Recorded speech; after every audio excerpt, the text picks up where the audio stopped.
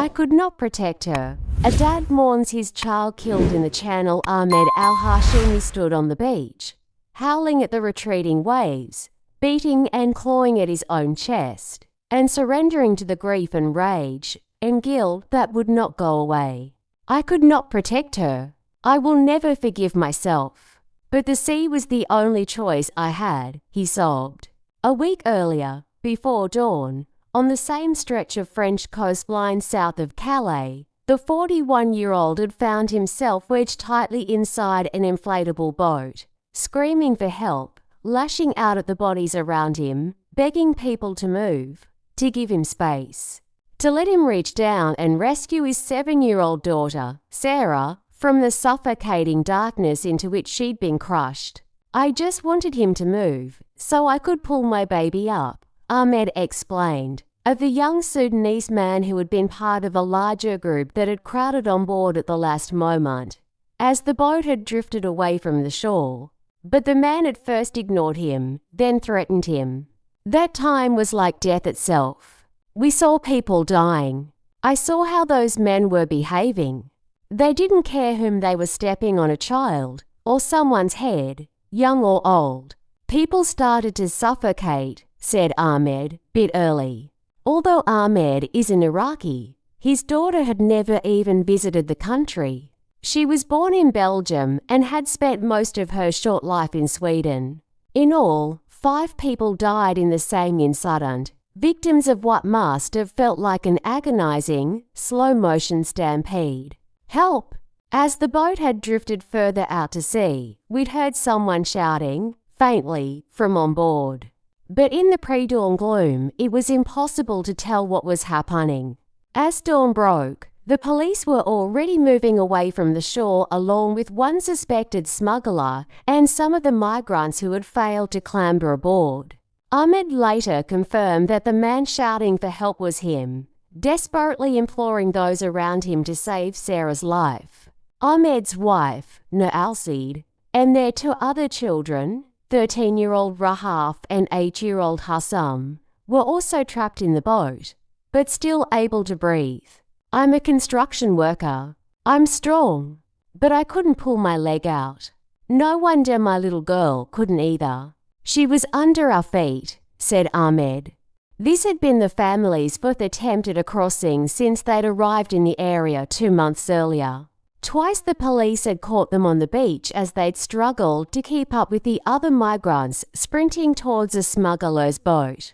Ahmed said this time the smugglers, who charged €1,500 £1, $280 per adult, and half that for each child, had promised him that only 40 people, mostly Iraqis, would get on their boat, but that they'd been surprised when a separate group of Sudanese migrants had appeared on the beach and insisted on piling aboard.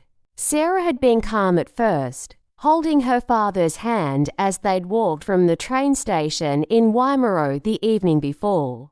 They had then hidden in the dunes north of town overnight. Sometime before 0600, the group had inflated their boat, and then the smugglers had ordered them to carry it down onto the beach and run with it towards the sea before the police intercepted them. Suddenly, Ahmed said, a police tear gas canister had exploded near them, and Sara had begun screaming. Once they'd clambered onto the boat, Ahmed had kept Sara on his shoulders for a minute or so, but had then taken her down in order to help his other daughter, Rahaf, to get on board, which is when he lost sight of Sara. It was only later, when French rescuers reached them out at sea and offloaded some of the more than 100 people crammed on the boat, that Ahmed was finally able to reach his daughter's body. I saw her head in the corner of the boat. She was all blue. She was dead when we pulled her out. She wasn't breathing, he explained, between sobs. In the days since then, the family have been looked after by the French authorities while they wait to bury Sara's body. Ahmed said he was aware that he's faced strong criticism on social media from people accusing him of putting his family at unnecessary risk. He appears torn between accepting and rejecting such blame. I will never forgive myself. But the sea was the only choice I had. Everything that happened was against my will. I ran out of options. People blame me and say, how could I risk my daughters? But I've spent 14 years in Europe and have been rejected, said Ahmed, detailing years of failed attempts to secure residency in the EU after he'd fled Hack following what he described as threats from militia groups there. Belgium reportedly denied him asylum by arguing that Basra, his hometown in Iraq, was classified as a safe area. He said his children spent the last 7 years staying with a relative in Sweden, but that he was recently informed that they would be deported, with him, to Iraq. If I knew there was a 1% chance that I could keep the kids in Belgium or France or Sweden or Finland, I would keep them there. All I wanted was for my kids to go to school. I didn't want any assistance.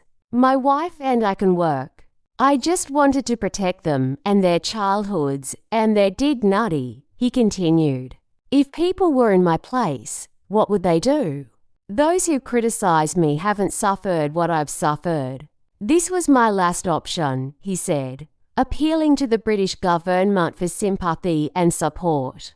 Eva Johnson, Sara's teacher in Uddevalla, Sweden, described the 7-year-old as kind and nice in a video message sent to the BBC. She had a lot of friends in the school. They played together all the time. In February, we heard she would be deported and that it would happen quickly. We had 2 days' notice, she said. After learning of her death, the class gathered in a circle and held a minute's silence. It's very unfortunate that it happens to such a nice family. I have taught other children in that family, and I was really shocked about the deportation, said the teacher. We have Sarah's picture in front of us still, and we will keep it there as long as the children want. Thank you for being with me. I will share new news about natural disasters in the future. Subscribe to me and get muddy. See you soon!